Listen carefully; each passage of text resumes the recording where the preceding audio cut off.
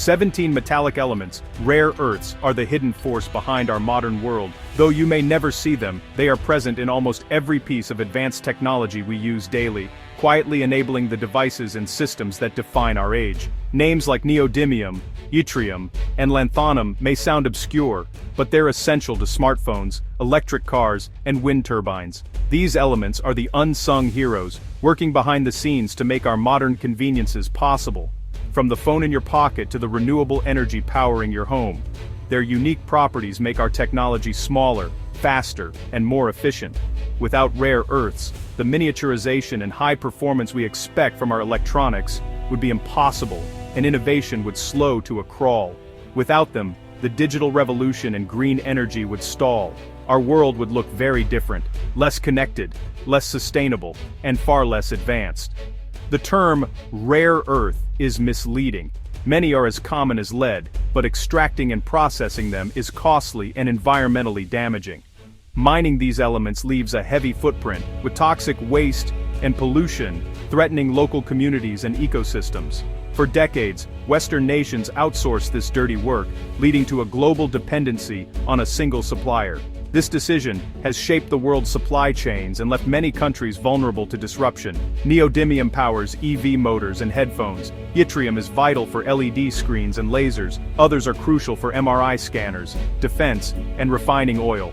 Rare earths are woven into the fabric of our daily lives, supporting industries from healthcare to national defense. These elements are woven into our economic and national security, making their supply a matter of global strategy. Governments now recognize that access to rare earths is as important as access to energy or food. When one nation controls the supply, it holds immense leverage.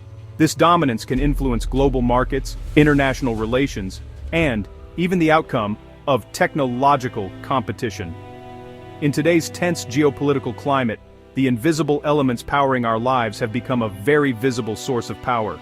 The world is waking up to the strategic importance of these resources, and the race to secure them is intensifying. The quiet hum of the global supply chain has turned into a blaring alarm. As nations scramble to secure their future, rare earths have become the new front line in the battle for technological and economic supremacy. China doesn't just lead the rare earth market, it is the market. Its influence stretches from the mines deep in its countryside to the factories and laboratories that transform raw minerals into the building blocks of modern technology. It mines 70% of the world's rare earths. But more importantly, processes 90% of them into usable materials. This means that nearly every smartphone, electric vehicle, and wind turbine on the planet relies on China's supply chain at some stage. This dominance is no accident. Since the 1980s, China invested heavily, subsidized producers, and accepted environmental costs others wouldn't. The government's long-term vision and willingness to bear short-term pain set the stage for today's monopoly.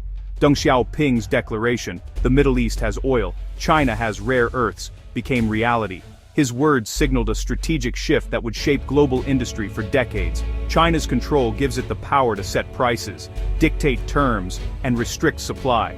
This leverage extends far beyond economics. It's a tool of geopolitical influence. In 2010, China halted rare earth shipments to Japan during a dispute, sending prices soaring, a warning shot to the world. The message was clear: access to these materials can be used as a bargaining chip. Today the threat is broader and more serious. As global demand for clean energy and advanced electronics grows, so does the risk of disruption. Replicating China's supply chain isn't just about opening new mines, it requires building complex refineries and developing expertise, a process that could take a decade or more. The technical know-how and infrastructure are not easily duplicated. The world's dependency is on China's entire rare earth ecosystem. From extraction to export, every link in the chain is tightly controlled. Every company relying on these elements is vulnerable to Beijing's decisions. Even the most advanced economies are exposed to sudden supply shocks. The challenge of breaking free from this grip is monumental. It's not just a matter of economics, but of national security and technological independence. The world is now feeling the consequences of this strategic dependency, as nations scramble to secure their own supplies and rethink the future of global manufacturing. In 2025, China imposed new export restrictions on yttrium, then expanded controls to all rare earths, requiring special licenses for any product containing more than 0.1%. This move gives Beijing the power to approve or deny shipments based on its own interests. Leaked reports suggest a clear intent to block rare earth magnets to U.S. military contractors while favoring friendly civilian firms. These controls are direct retaliation for Western restrictions on semiconductor technology. It's a geopolitical chess match, with global industries caught in the crossfire. Even after high-level talks and a supposed pause, skepticism remains. China can reactivate controls at any moment. This calculated uncertainty is itself a weapon, forcing companies to divert resources from innovation to compliance. The fear of sudden supply disruption now haunts every boardroom. Nowhere is the anxiety greater than in the Netherlands, home to ASML and the heart of the global semiconductor industry. ASML's machines are essential for advanced chip making, and their production relies on rare earths and other minerals dominated by China. Any sustained disruption would cripple production and drive up costs. The Dutch government faces US pressure to restrict sales to China, risking retaliation that threatens its own industry. Europe's strategic autonomy is being exposed as a myth. Its most advanced industries depend on resources controlled by a rival. For companies like Nexperia, the situation is even more tangled, caught between national security and commercial interests. The Dutch chip industry is a marvel, but its foundations are geologically and politically unstable. The tremors are only getting stronger. Beijing's actions have triggered panic in boardrooms and governments worldwide. Decades of prioritizing efficiency and low costs led to a dangerous concentration of sourcing in China. The result? A hidden systemic risk that's now painfully clear. The panic isn't just about supply, it's about the loss of predictability. China's licensing regime has shattered business certainty, paralyzing investment and threatening jobs. This is a brutal lesson in the weaponization of trade interdependence. The interconnectedness once seen as a force for peace is now a tool of coercion. China's message: harm our interests, and will retaliate by targeting your critical resources. The crisis extends beyond rare earths to other minerals like gallium and graphite, creating cascading effects across high-tech sectors. The global economy's addiction to a single supplier has left it dangerously exposed. China's aggressive stance on rare earths has jolted the West into urgent action, sparking a global race to secure these critical resources. The new strategy is clear: diversify suppliers, reshore production, and reduce dependence on a single country for vital materials that power everything from smartphones to electric vehicles.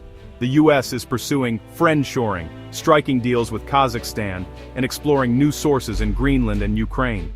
However, developing new mines is a slow process, often taking years or even decades to become fully operational. The immediate focus is on building up processing capacity outside China. Firms like Australia's Lynas have become strategically vital, serving as key players in the global supply chain. Domestic capabilities are being rebuilt at a rapid pace, with projects in the US and Europe now fast-tracked to close the supply gap and create new jobs. For example, ReElement Technologies in Indiana aims to produce 400 tons of yttrium oxide by 2026, a significant step toward independence and a milestone for American industry. The EU's Critical Raw Materials Act sets ambitious targets for mining, processing, and recycling, aiming to secure a stable and sustainable supply for the continent's future. But decades of offshoring have eroded technical skills, and public resistance to mining, driven by environmental and social concerns, remains a major hurdle for policymakers and industry leaders alike. Companies like Siemens Energy are working to design out Chinese rare earths from their products, but developing alternatives is a slow, costly, and technically challenging process. The West is now racing to rebuild in just a few years what it dismantled over decades, hoping to regain control over the materials that will shape the technologies of tomorrow. The geopolitical standoff is causing real pain on the ground. Yttrium oxide prices in Europe have soared over 4,000% since China's restrictions, creating a historic price shock. Manufacturers face massive cost increases, with some forced to halt production. US imports of yttrium from China have stopped entirely, leaving companies scrambling for alternatives. Even large firms with stockpiles are feeling the pressure. Smaller ones face existential threats. The ripple effects threaten everything from electronics to energy. The Aerospace Industries Association is urgently seeking new supplies, but the supply chain is only as strong as its weakest link. The trade war's real cost is a direct threat to manufacturing jobs and innovation. Resources once dedicated to R&D are now diverted to crisis management. The rare earth crisis is a defining feature of the new era of US-China rivalry. Economic interdependence is being dismantled and reconfigured along geopolitical lines. Recent talks have offered only a temporary pause. Distrust and rivalry remain. The world is moving toward fragmented economic blocks, with parallel tech ecosystems aligned with the US or China. Supply chains will be shorter and more secure, but also more expensive and less efficient. The era of cheap, globalized goods is ending. Consumers will pay higher prices. Companies must navigate competing regulations and may have to choose sides. Nations are racing for strategic autonomy, pouring billions into domestic industries.